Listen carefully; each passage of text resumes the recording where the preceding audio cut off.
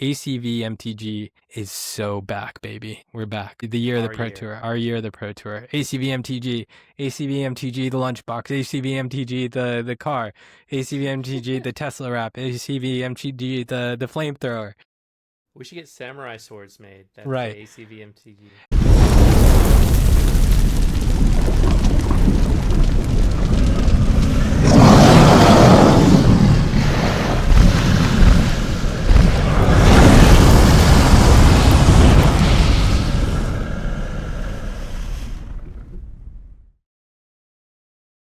So now I can double filter. Now you're double filtered, yet still not filtered at the same time. It's truly a phenomenal thing. Dude, what's happening? What's cracking? Man, I feel like we've both gone through life-changing events. Yeah. And now we're on the other side of it, other side of the mountain, and we kind of like got to pick up the pieces of our shattered lives. Even our vernacular's changed. We're gonna pick up peasels and put together the puzzle of life. Yeah. So I wanted to record today as a welcome back episode to the ACV MTG. We're not dead. We didn't die, thank God, despite his best efforts. And JJ and Navigator are back. All right. I am bearded. You are. You look like you've just spent the last few months leading the Jews out of Egypt or something. Right. I have the power to part the sea or lead an expedition in the Arctic. You're like Hot Moses, like the young Hot Moses out there. Yeah. So I wanted to chat and record because Magic never went away from us. Like this whole passion project thing kind of took a back burner for the better part of the last year. And actually, it's funny, I was reminiscing relatively about exactly a year ago this last weekend was the RC in DC that I was playing. It's been a year. It's been exactly 1 year. And that was also the last time we were just like on a burner with Magic. So the passion project of the channel and ACV MTG kind of went on the back burner. Magic never went away from us. And I thought about it. The whole premise of our channel and like this thing that we're doing, dude, is that we are where, you know, the people that watch our stuff are. Which, by the way, I really appreciate the community for continuing to, you know, smash that smash button and subscribe and liking and even commenting on our old videos that we put a lot of work in, like over a year ago now at this point. That kind of, like every now and again, I would just get a notification and be like, oh, yeah, that's a thing. I feel like both of us are, in terms of this channel at least, you know, kind of keep our personal stuff personal. But what I wanted to talk is this experience that we're having, where we were, you know, life kind of took us in one direction for a little while. Magic never went away from us, and we want to reconvene this passion project of ours.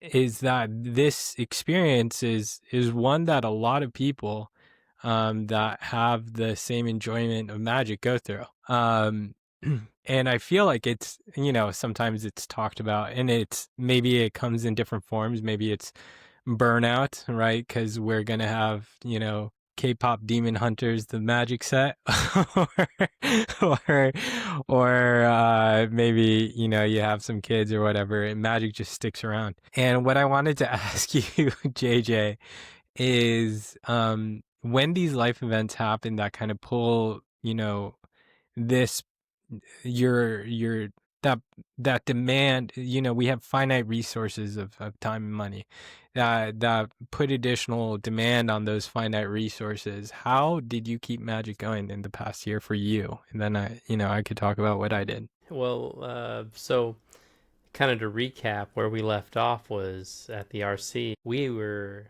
which was a pinnacle for us. Yeah, we were up here. We were. You had, you put me in a coaching position. Yeah. For you, which forced me to like get aggressive into the meta, in a very like just dedicated way, and just start assigning you jobs to do Mm. in the meta. And so yeah, I remember when you came back from the RC and you'd made day 2 of the Mm. RC, which I was like flabbergasted. I'm like, oh my god, Mm. you know, nobody does that. Nobody just rolls in on their first RC and like, I'm gonna just go to day 2. But you were like, I want to go back. Yeah. Put me back in. Yeah. Yeah. And Yeah. you went. I think you went back for a limited, or no, you went. Was it a limited or a stand? You want to go into standard. That was it. Yeah. You're like, Pioneer's dead to me. I want to be I want to be in standard. And at that moment, we both embarked on kind of life changes. I have this tendency that when I have to put Magic on the side, and where I would dabble in Arena or maybe Magic Online, and or watch content on Magic and listen to Mm. the meta, people talk about the meta.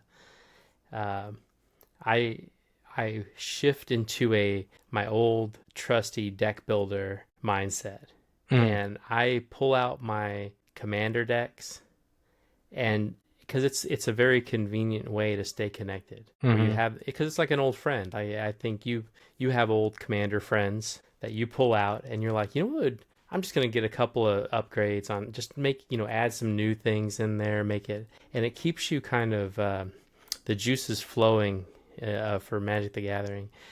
But it is a downshift from the competitive, and it's almost like you have to, like, right now we're talking about what our plan is heading into it's like, I feel like, I'm ready to, like, just, I need to jog a little bit, Yeah. like, just to get, loosen up to Well, dive.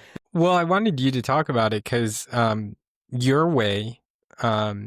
So I think it's important to highlight that with this like hobby thing, whatever you want to call magic, addiction, a problem, depending on who you are, um, people find different mediums in the same exact game, the same exact universe or world to extract enjoyment.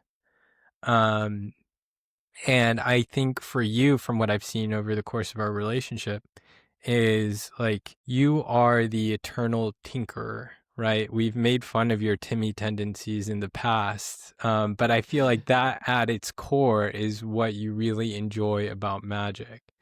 So I think one of the ways that you just kind of kept a finger on the pulse, so to say, is like you would always, passively look at new sets. You would buy cards and tinker with your old, commander decks that no one wants to play with. Well, it's your fault.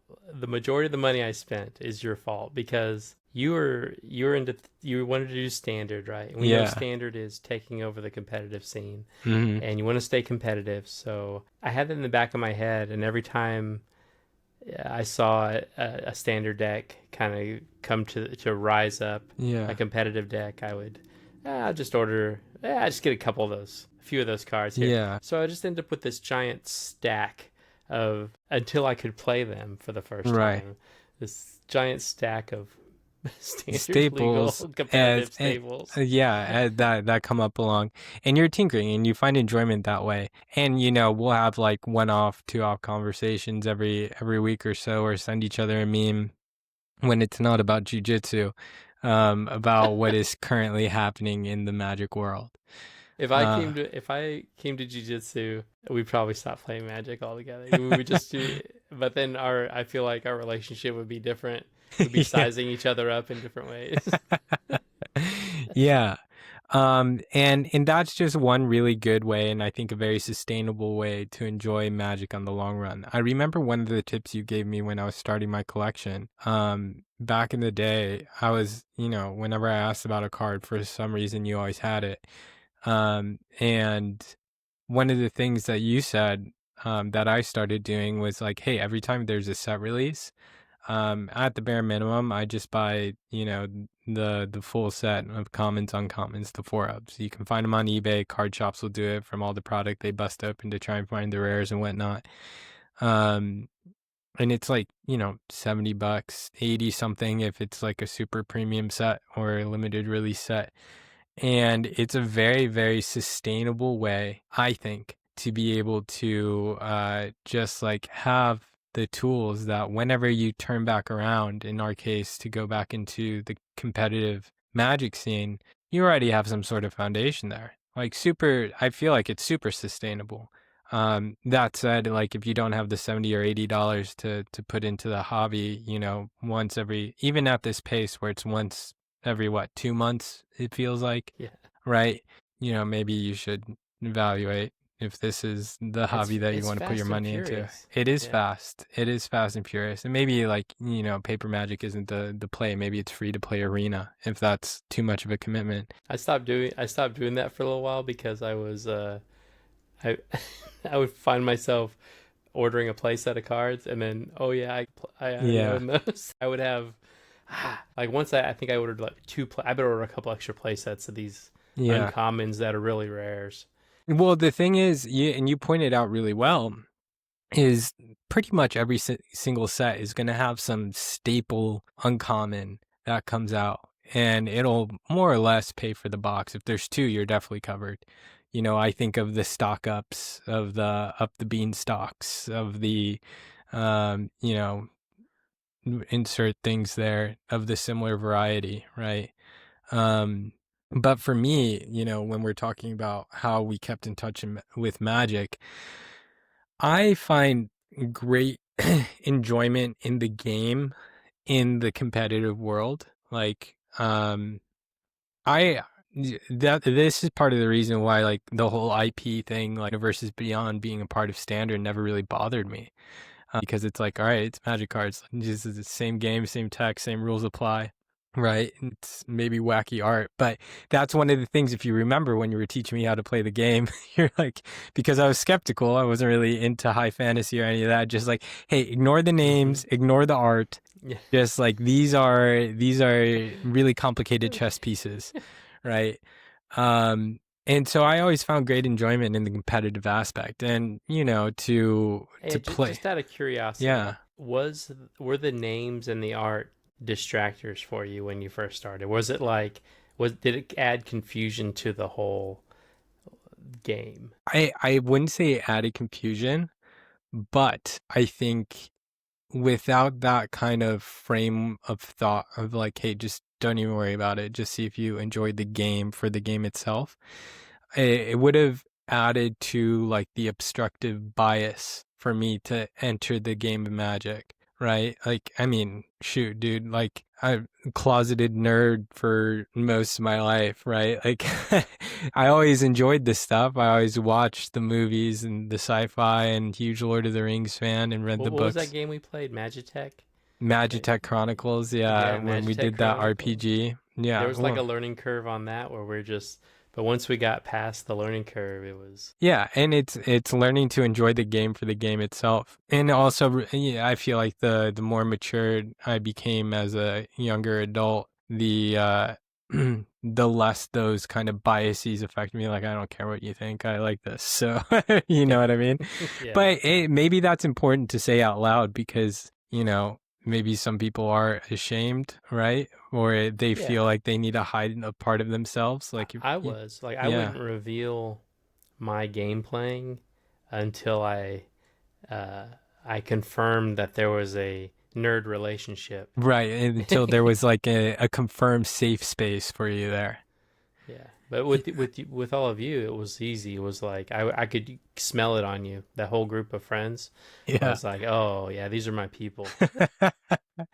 Yeah. I mean, I quickly like became a degenerate, addicted to the tournament competitive scene.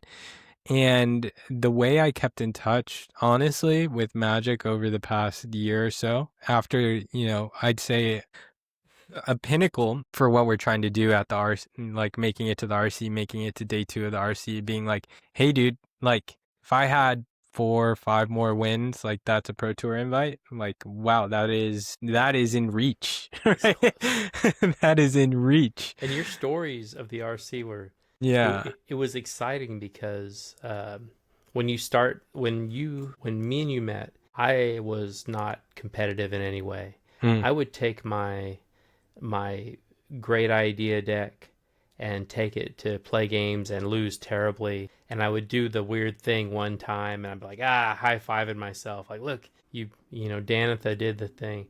But when you said, let's be competitive, you imagine the success you'll, like, you think, okay, but you have this feeling in the back of your head that I'm not going to accomplish, that level, Mm. pro level. But man, like your hand just barely missed the rung to grab it. Like you were like, oh, you got so close to the Yeah. thing on your first real go at it. So it Yeah. was our methodology. It validated our methodologies of training, of study, of theory, and the path that we were headed on.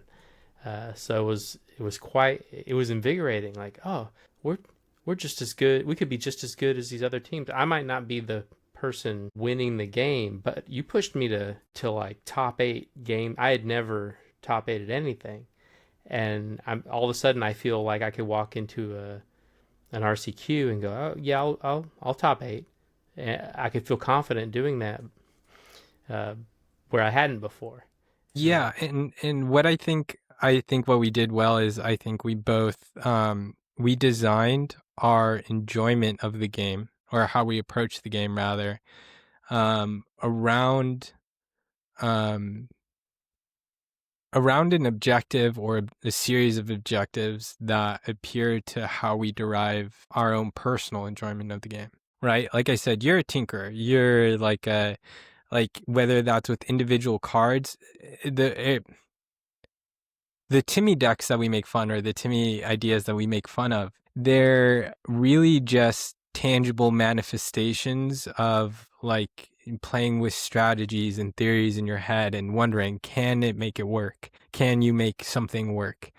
And what we did in our team dynamic is channeled that energy into, okay, these are the bounds of successful competitive play. Now, how do we innovate and how do we become creative within those bounds, to optimize our chances for success, right? Um, which I think is why, like, the coach role, as you say, but it's really the theory role that you took on, I think really highlighted a lot of your strengths in the world of Magic, because it wasn't a micro level of, like, all the tactical decisions, even though that's part of it. It's the deck selection, the deck construction, what is the metagame saying, what are the overall patterns and trends, and you're like salivating like data. So much data. Right, right. And I mean, so much so that you publish your book, which, we'll talk about at the end. But yeah, so back to kind of put a button on the starting question of, like, hey, when life happens and you step away from this hobby, it doesn't mean it has to be over completely out of your life. I think we both taken individual vows that I'm never going to sell my collection. Um, We're it, gonna be like 90-year-old men. hoarders. I Right, right. can't. It'll be passed down in my will. Um, but like, for me, it was limited. Limited was a gateway for me getting a competitive itch scratched with zero down payment, right? Zero commitment, right? All you have to do is you show up with your playmat and a deck of sleeves, because you're not a heathen, and or your pack of sleeves rather, and you just do the fundamentals. That's what limited was for me. I mean, in the year prior to, I was kind of exploring my enjoyment of limited, but it exercises all the fundamental theories and stuff that we've talked about on our channel, in an incredible way, and it also challenges the creative side. But for me, like, I was able, maybe I was distracted for a month, 2 months, a set goes by, a new set releases, and I'm like, you know what? Hey, I have time this weekend. I am going to go to a pre-release, or hey, I have time this weekend. I am going to go to a Saturday draft or a Friday draft or a Sunday draft, whatever, at the local game store, and just shuffle up and play. And I think that flexes the mechanics. I think that helped me, keep a pulse on what was going on, how things are changing. When you're playing limited, you always wonder how cards are going to play out in constructed, right? And of course, content. But I wanted to ask that question, all that to say, as a part of our journey is very similar. I think we always said in our videos, we are where you are, right? To the viewer. Like, hey man, that stuff happens. And whether you're a tinkerer like JJ, or you feel like you have to, burn like phosphate and the competitive scene like I do, then there is an outlet for you to be able to, because sometimes it shouldn't be your priority, right? But there are ways for you to keep it a part of your life. And my wife said something really interesting the other day, not about magic, of course. Although we do have a double date this week, purely scheduled around the fact that one of her friends' boyfriends said he was interested in magic, and she was over here and saw my cards. It's like, oh, we should go out. They'll chat. Why is this the first time I'm hearing that you're gonna see someone else about? Oh no. I'm scoping him out, see if he's worth if he's worthy of the jersey. Some other. You're irreplaceable. But playing vintage. Never. She said something about another interest of mine, talking about jujitsu, something I've been doing a lot over the last year. Well, that's not all you've been doing. No. What's the other, all the... I mean, running business, getting out of the military, all that stuff. Your archery. Yeah, bow hunting. I think I have ADHD. But she said it was interesting to her that it wasn't like it wasn't a fad, like a impulsive hobby, like, oh, I'm into this now, and it becomes a part, like it becomes your entire identity, and then, like I said, burns like phosphate, then it's over. It becomes a part of your lifestyle. She said it became a part of your lifestyle, which means that, like, these concepts of, discipline or consistency aren't necessarily as relevant as is like, hey, when you have the time and the energy and the space, you have the resources available, then you're going to do it. And that's a cool thing. And I think magic is the same way, where it's like, hey, you don't necessarily have to make it your entire identity, but it's cool sometimes to make it a part of your lifestyle. Like, hey, this is a thing that you do. It is a part of you, right? And sometimes, the dial gets turned up. Sometimes you have to turn that dial back. Well, so, like when we have an opportunity to turn it on, we'll do it. You know what I love? So this isn't the first time, like, after the busyness that we've gotten together. The first time we got together, we're like, hey, should we kick off the podcast? But instead, we just sat there and played Magic together all night long, like until I was like, oh man, it's kind of late. And what was funny was, and what I love about our relationship is that we went to a game store where they were playing Pioneer and Standard, and we didn't play with any of them.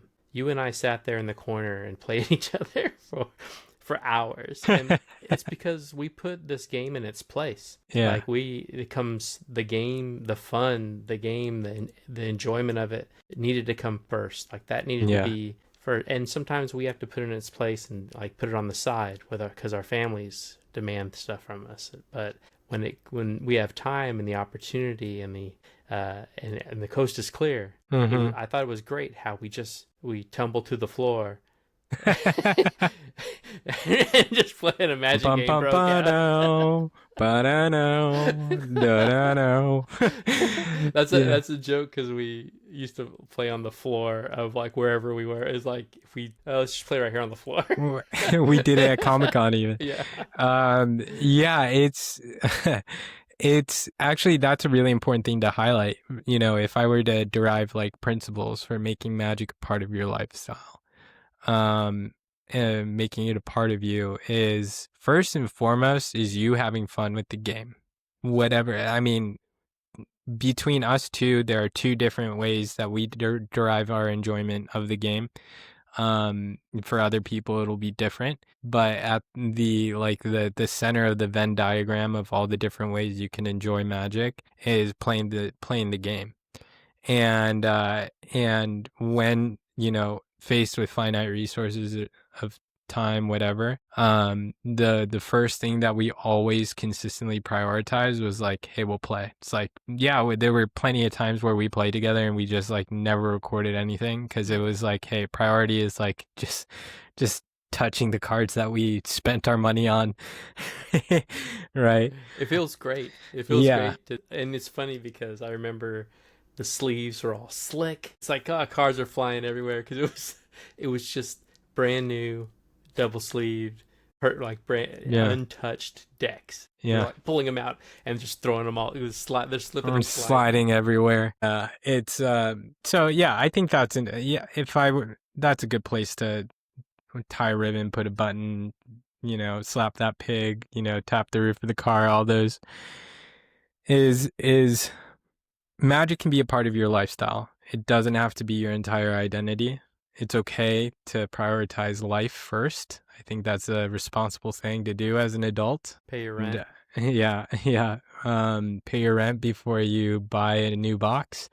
Um, and that can look a lot of different ways, but whatever it looks like for you as an individual, the first thing you have to do is make sure that you're playing in the way that you have fun when you can and prioritize that first and then everything else second.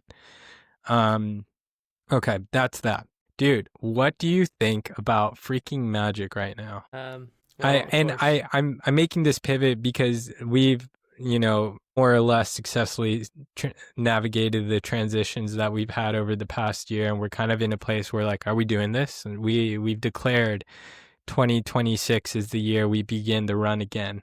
Yeah. We're in a good place. I feel Yeah. like we're in a good place, and we're gonna be back in the game stores. Yeah, I have Back a in the mullet. RCQs. Did I show you? I have a mullet. Did you get? Yeah. Get a little bit longer, and then you'll Yeah, get to mullet. well, it's like the faddish like European soccer player mullet because I Okay. got really annoyed with it at the sides, and my barber's like, "Hey, we could just taper it," and I'm like a mullet, and she's like, "Yeah," and I'm like, "Let's do it." In jiu-jitsu, is hair grabbing a thing? Dude, motherfuckers keep like when they go to like grab my gi for a choke, they'll grab my beard, and I'm like, "Bro, that's beard, that's beard." No, no, it all stemmed from this last weekend we went to go see Ludovico Einaudi. I don't know if you're familiar. He's a amazing Italian pianist. So I'm like, well, I'm gonna be a dapper lad for that date night. I can't look like I just got done with an expedition on Everest, so I had to go to the barber. As much as I wanted the hair down to my shoulders, I think we're going for a man bun now. It's a good look. Yeah. I gotta Um, grow. And my wife made me grow it out when I was on vacation, and it got pretty good. It wasn't anywhere near like I don't come from a healthy set of genes, so like my ragtag random trailer I park genes I produced hair. I really like this beard, and I never thought I could grow one out because it always, at the beginning stages, it was patchy. It just took a lot of days of looking shitty until we're like, all right, now let's tame this in and see what's underneath. I feel like you Um, could fake an accent now, and people would except believe you. I am so bad at, I am so ethnically ambiguous, dude. Like I can blend in pretty much any continent in the world.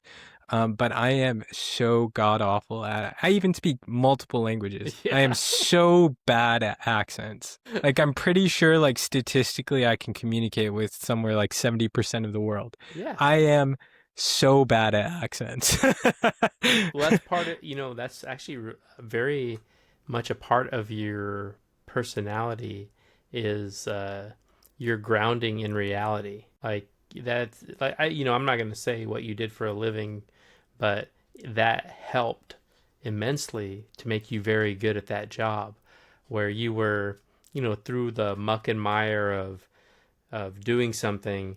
People can get confused and distracted, but you were very And that's how you play the game too. Like you play it very grounded in what's happening right now. Yeah. So it's a really interesting personality trait. Where mine's like not like that. I'm like I'm You're the ideas. You're in I'm the having a appropriate dream. place. I have a Yeah. dream. Yeah, yeah, yeah. And then you have all the minions around you that go and make it happen. Yeah, they're like, Right. You just eh. you need to find the right ones that'll chase your coattails. Yeah. Um, But Magic but right now. right. So I asked the question because after all of that, we're pivoting into a position where we're looking at playing this game for real, trying to get back to the RC. Maybe one day, Hmm. ACV MTG shows up on the Pro Tour. Um, and what do you think? What's going on? So everyone's waiting for the band Bro, announcement. how freaking ridiculous is this? Right? Like I guess I'm not necessarily a new player anymore. I'm still like a Magic millennial, right? I'm Hmm. not a Magic boomer. Um, but I qualified on the Amalia hype, and I was playing Amalia before it was cool. But I qualified at the peak of Amalianess, and I got hit with the ban. And I was like, you know what? Fair. When a deck is winning Yeah. so much that it precludes or like prevents other decks from being able to participate, yes, it is rightfully stricken down. Um, that's just not the case anymore. It's like, dude, I remember because it was my first year of playing that we entered the post-COVID competitive world where they announced the Pro Tour again. And it was so exciting because I had heard about Pro Tours. I heard about, what do they call them? GPs. I heard Hmm. about all that scene. And I'm like, we're back, baby. And they came out with the RCQ system, and we're like, let's go. And it was very methodical. It was very deliberate. Pioneer was the first Pro Tour after COVID. And then no one cares about modern and standard was going on. And, it was very progressive. And then they were like, all right, we like what we're seeing. We're going to ramp up more standard sets, buy more product. And I was like, whatever, Wazzy, just give me more events to play at. And they're like, Spotlight Series. Like, you don't even need an invitation to go, to just go play and potentially qualify for the Pro Tour. And we're like, yes, we're screaming, like the hot girls flashing everyone. Like, my face is painted, right? We're throwing where it's like a South American soccer game, dude. We're throwing like burning tires onto the field. Like the crowd is going insane, right? And then, after the Pioneer RC last year, they're like, all right, no Pioneer in the competitive scene. And we're like, okay. All right, we'll take that on the chin. We just had like 2 or 3 seasons the year prior of Pioneers. Like, all right, fair game, fair game. You want to push standard? I see what you're doing. I'll play ball. And and then they go from um and I'm going to tie it all back to this whole what you're starting to say about the state of standard right now. We go into, hey, they're still pushing standard. Hey, there's these broken decks that they're waiting a whole season to address, right? But they're doing back-to-back consecutive seasons of the same format with the same problem, Hmm. right? And we're going into like the summertime now where it was um is it Cutter was the problem, and they're like, okay, we're gonna ban Corey Steele Cutter. And I'm like, but we still have Vivi Ornithopter and or Vivi whatever the heck, Cauldron. And I'm like, it's literally the same deck. It's the same problem is still here. And we go a whole summer season, and now we're in the fall season, and they're still not doing it. It's like, and then they make the 2026 Pro Tour announcements, which are supposedly tied to the RCs, which are tied to the RCQs, right? Even though they haven't officially announced those two parts yet. And the Pro Tour doesn't have Pioneer on it, and this big folly of a Spider-Man set and release that they just went through. It's like, what the heck are they doing to competitive Magic right now? Because I think what you were about to say, like, before I went on this whole diatribe of how I'm feeling right now, because it's hard to hold in, and I feel like a lot of the community is the same way. When I was playing Amalia at the peak, I got hit by a ban. Mm-hmm. The Sorin Vein Ripper combo got hit with a ban. Super good deck, hard to contend, precluded or prevented a lot of other decks from playing or being playable. Fair, right? And I want to say like Vein Ripper or Sorin was even a mid-season ban. Like they didn't Mm-hmm. even wait to the end of the season. Like Amalia, they waited till Pioneer season was over. And right now I feel like nobody wants to play Standard. It's a so I before I met you, I played nothing but standard, Mm-hmm. or actually, what way before I met you when I first started playing, and You're I supposed didn't. to say there was no before me. There was a there might have been I was dabbling, but I would play nothing but standard. I'd also try to collect every card from every set, which is Sounds not a good, sustainable. very bad policy. But I played standard, and this is what I know about standard is that it will break your heart over and over again because of how fast it changes. And you might, how with like Pioneer, when we were doing Pioneer, we built the entire meta from the every deck, no duplicates, built every deck so we could play them quickly again. You built the whole meta, I built the whole meta, and then I built it all in MTGO.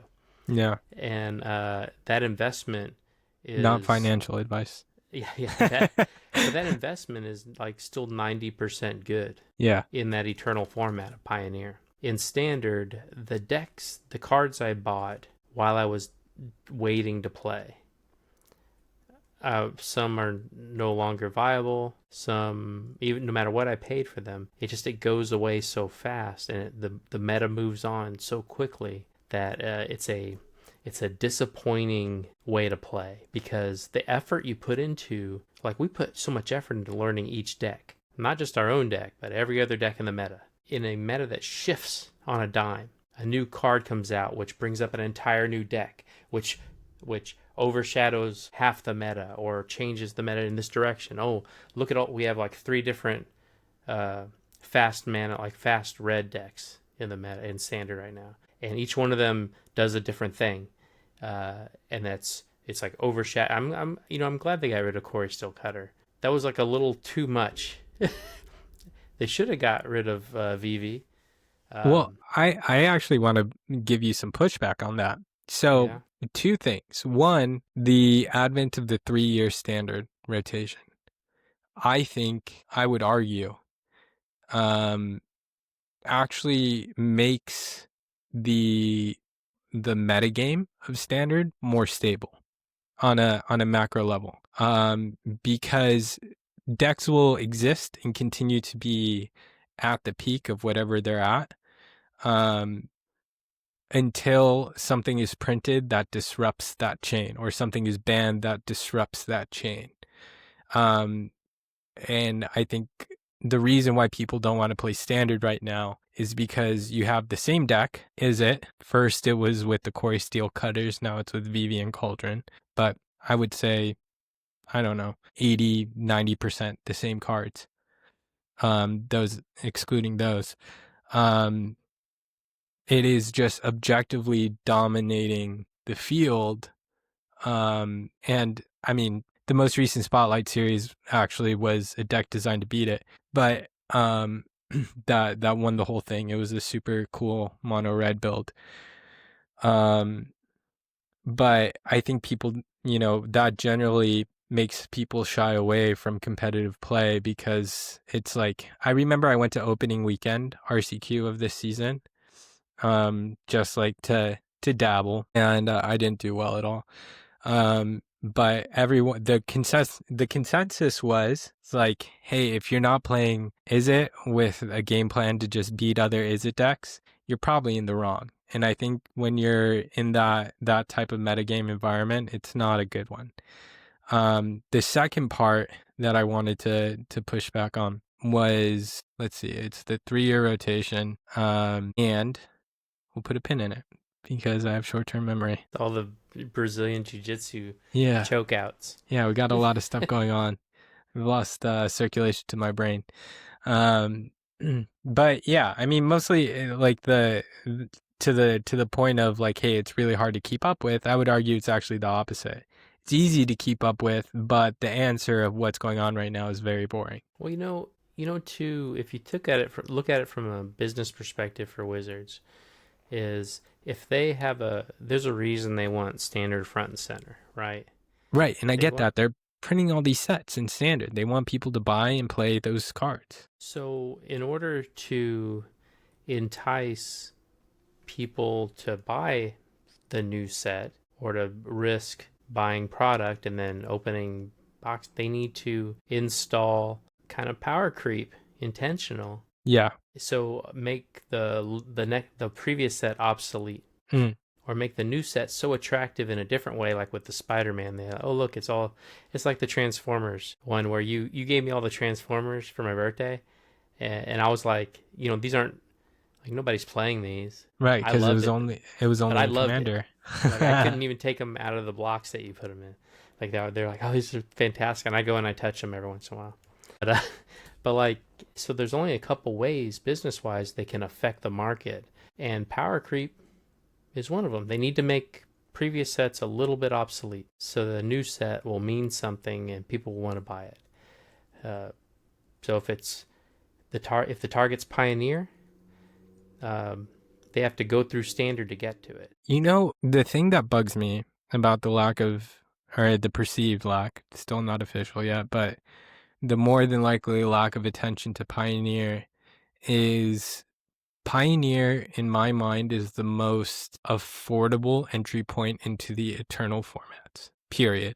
Second, it is the closest removed from standard as or the closest removed from standard than any of the other Eternal formats. Mm-hmm. And the power level, to your point, has gotten to a point where, maybe a year, 2 years ago, if I played a standard deck against a Pioneer deck, no way. Like turn 3, turn 4 kills were kind of the bar in Pioneer, which is why we liked it. It's kind of healthy. Mm-hmm. And that bar is still relatively the same in Pioneer. And standard has now progressed to the point where it's turn 3, turn 4. So much so that I used my standard control deck and relatively decently, or surprisingly decently. I mean, I still lost, but surprisingly decently against some of the Pioneer decks that you were playing against me.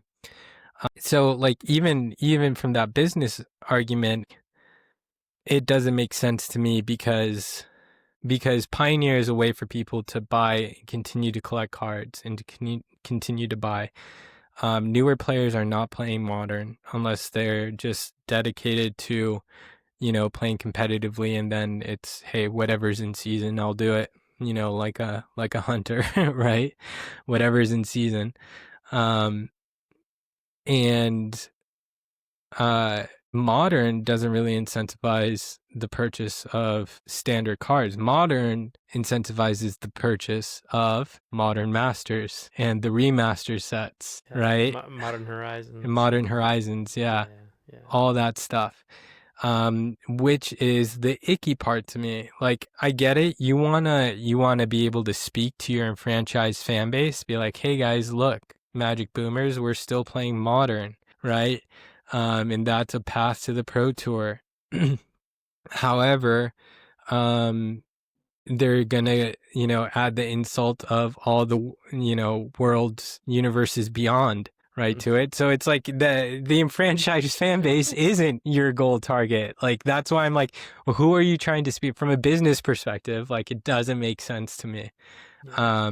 And of course, personal bias, because Pioneer is the, outside of playing a little bit of Commander, like, is the only true 60 card Eternal format that I'll, at least publicly touch.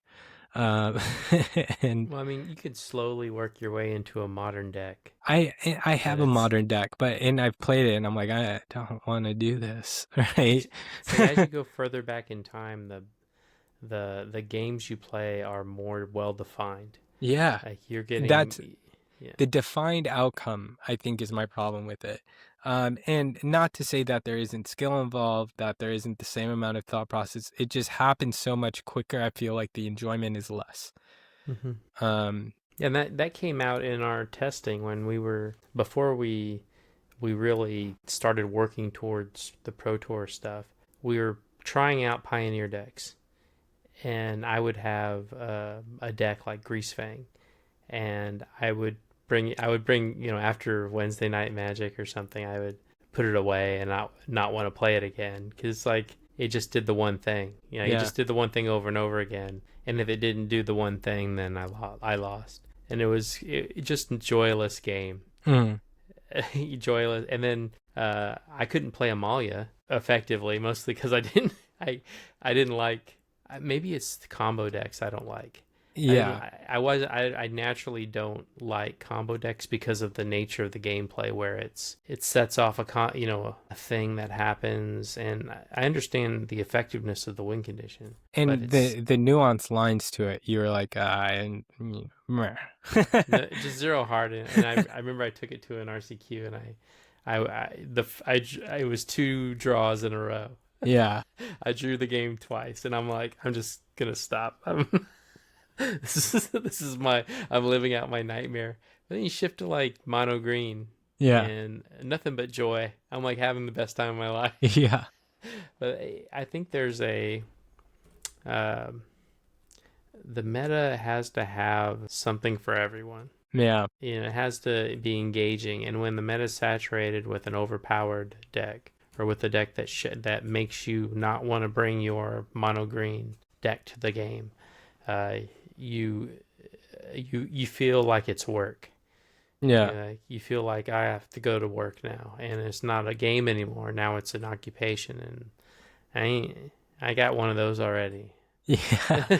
And that's another argument for Pioneer because they have done such good job of reining in Pioneer, like Geological Appraiser ban, Vein Yes. Ripper ban, Amalia ban. They've done such a good job of like, hey, the deck becomes a Lazarus, they'll clip the wings. Hmm. Well, it'll fall. Is like I feel like every Pro Tour, every single major to RC, every major Pioneer tournament that I've ever paid attention to, I was always just like filled with joy when I looked at the top 16 or the top 8. It's like, hey, the major archetypes and sub archetypes are all represented, right?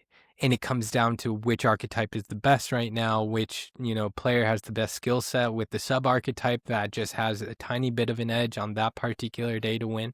That is good freaking magic, right? And I was watching a lot of the spotlight coverage. I don't know if you ever jumped on, but after the first few rounds of like interesting decks that they had in the feature match areas, after everybody's records started to settle out, it was just, is it Cauldron versus is it Cauldron? Is it Cauldron versus Mono Red versus is it Cauldron? Is it Cauldron against Azorius Aggro? Oh my God, no, it lost. Nice try. Nice Right, try. right. Um, it's just, and it's icky to me. It's icky to me that like we're if we had a standard season that was defined and then we were going into modern Pioneer and we were just cycling through everything, I'd be like, okay, whatever. You just have to wait out this season and on to the next. But no, it's standard season into probably standard season into modern season into standard season, right? So I for one think mid-season bans are fair game Hmm. in a competitive season when it is consecutively the same format. You do not have to wait to November of 2025 to ban VV or Cauldron or both, right? But But if it's selling boxes, then capitalism, right? But again, we've disarmed that argument. Like, we're not saying stop doing standard seasons more than anything else. We're not saying stop doing alternate IPs to bring other players in. We're saying, hey, if you're going to do an internal format, do an internal format that those new players can get into well, that's very close in power level and play type to standard, that has a lot of the same cards in standard. And also make sure that your standard format is the healthiest format around, right? those would be my top two business considerations if I were looking at competitive Magic as a source of income, right? And then Commander players, screw them, you know? Well, commanders, honestly, commander players fend for themselves. If there's Kind of, but they're catered to, right? They're catered to at this point. I love the idea of Commander where it's like, hey, this is another way to play this game that you can enjoy, and it doesn't alter any other part of the game. Period. But capitalism. So I'm cool with the Commander precons. I'm cool. I'm cool with that. I'm yeah, cool with yeah. all that stuff. I'm even cool with printing ridiculous cards that are really good for Commander in a standard set, and I just won't play with them. Right? I have the precons. I have like 40 of them, and it's like, and then I have like one that I haven't opened, and I had to stop. I used to Yeah. get them every year I because it was had to once a stop. year. Once a year, you get the precons, and now it's like twice a year, 3 times, and No, I can't. it's 6 times a year with every It's six set. It's times. 4 precons I plus don't the know secret layer who precons. thought that, hey, if we sell these once a year, we make this much money, but if we sell them 6 times a year, we'll make 6 times the money. That's not true Yeah. because I only have enough. Because I would pay, $200-300 for a set of 4 or 5 Yeah. commander decks early. I got $300. I'll spend the extra $50. I don't care. I want them the second they come out. Yeah. Now it's like 2 weeks later, there's another 5, and then you look at the power level of them, and It's what's super in. meh. It's like starter decks. I remember we used to look at some of the precons and the reprint value of them were insane, right? And I feel like that's just not the case. But that is what it is. So that's Magic today. Where are we taking the channel, JJ? What are we doing? All right, so I have I have a proposition. It's not a good Preposition one. or proposition? A proposition. Okay. So in our quest to become the greatest Magic players in existence, that we will achieve. It's just we've tested the waters and we're amazing. In our quest, I feel like one of the steps we need to take, in addition to tackling the new season, we have to, if we're going to get competitive, we got to get into limited, got to get into standard and play those games. Not modern. Nah, I don't think. No. I don't think I could stomach modern. No, we'll play limited during modern seasons. It's like, I don't have that in me. Yeah. I think we should also, because Pioneer is in a stagnant growth period, meaning the eyes of the Pro Tour aren't on it. It means it's going to sit and develop at a slower rate. The new decks are going to come out and be they're just going to be, usually you'll have, it's like if there's a focus on a competitive format. A mere shell of their potential. Right. Standards figured out the day after a set release. Everyone's like tearing it apart. There's minimal eyes looking at Pioneer. I think we should attempt on the side, in addition to our competitive play, we should attempt to innovate based on our understanding of what we've learned about Magic, attempt to innovate in Pioneer. Because it's moving slower, it'll give us a chance to jump on the moving train, and we understand that format pretty well. I say we catch up, and then we dive into a dedicated attempt to make a deck that is competitive in the meta as it sits stagnant and new stuff is coming out all the time. I think it'll enlighten us a little bit more about Magic as a whole. I think we must. I think honestly the life in the baby that is the Pioneer format is going to come from the players that keep it alive. And it has to. If we ever want to see it as a competitive 60 card format again to dethrone modern, because modern is stupid. I feel like we need to change the name on MTGO to ACVMTG. Oh, instead of MTG Strategist. I think it should be that way. It puts a clear marker. Yeah. Who's Who's gonna be at the one? I might Yeah. buy a third. I might buy a third account and transfer everything to the Oh third. man, that's metal.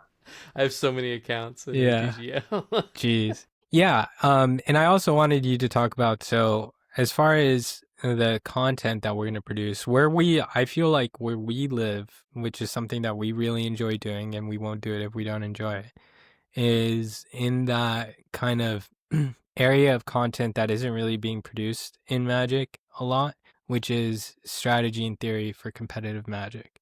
Yes. Um, I still think we have, I legitimately believe we have the seminal work on tempo Mm-hmm. in MTG right now, at least that I can find anywhere.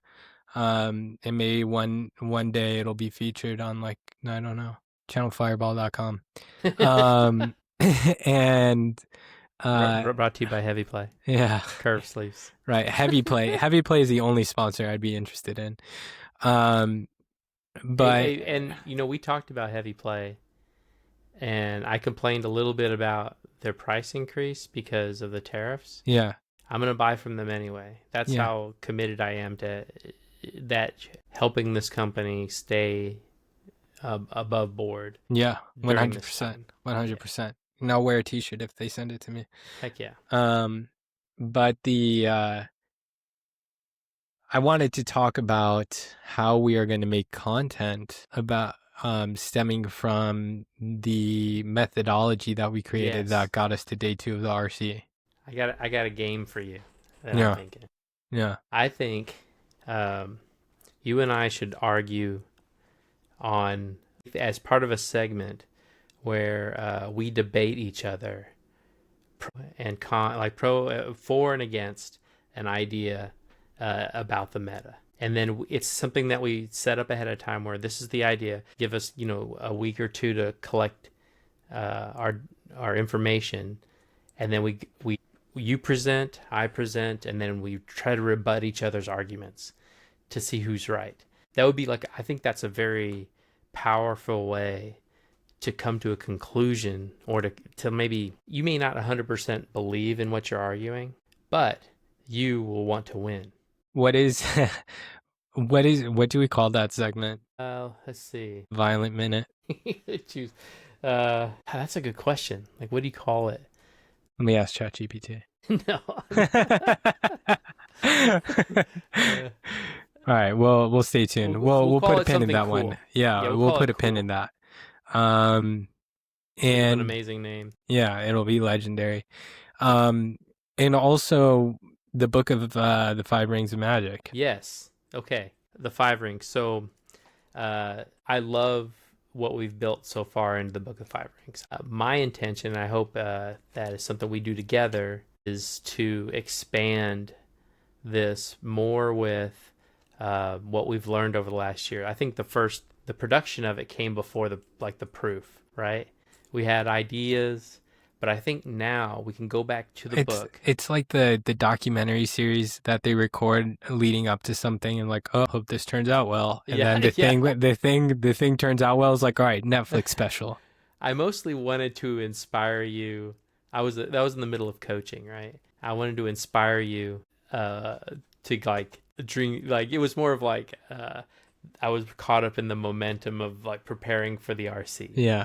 But now I think we have a better understanding where we can sit down, and we should, that's part of our series, is we break apart um, the five rings one Which at a are? time: ground, air, fire, void, Yeah, and and water. water. Yeah, and those, each one represents a different. You might think of mana symbol, but what it really represents is a different take on how to win in combat. It's For the five rings, it was a samurai talking about his lessons, not that he learned through actual one-on-one combat. So we wanted to translate that into Magic the Gathering, and which is hilarious. Yeah, it's because we're samurais.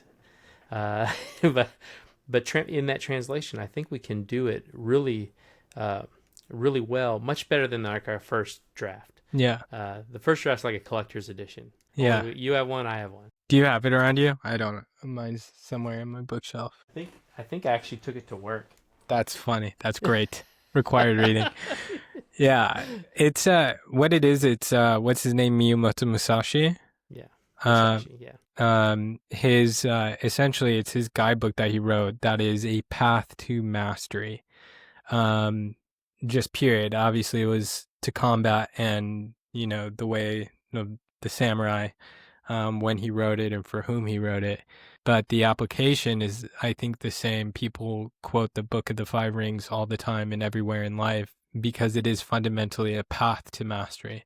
And we're talking about a path to mastery in competitive Magic. And he'll say, like, there's some lines that he says in his book that just, they stuck in my head while I was coaching you. Yeah. And there's this, and it's a real, some of them are like very obvious ways that you would think about. I think you mentioned in one where if you move your blade towards your opponent's face, it'll move their entire body. Hmm. And just that idea of oh, if I make a move towards this one part, whatever I'm going to define as the face of the opponent, Yeah. It's tempo momentum. their entire body will move, like move in the direction that I choose. So you can use that. I don't know. It's 100% right. I mean, that I'm about to say this, but like as a martial artist, you should go like as a martial artist.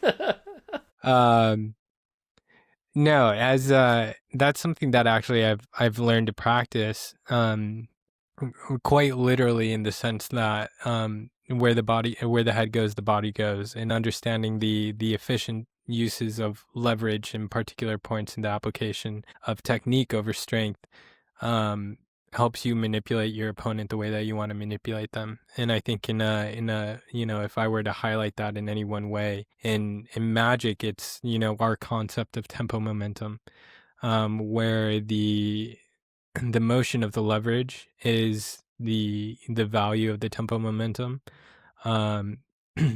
The application of the pressure point being the head would have to be something that we dissect and see, like in the context of a game. What is that one point where if you apply the correct amount of pressure? I can think about it in certain scenarios, like hey, maybe I'm bluffing some combat tricks, right? But I'm just attacking full bore and I'm forcing you to react and you're just reacting. I'm pushing your head down.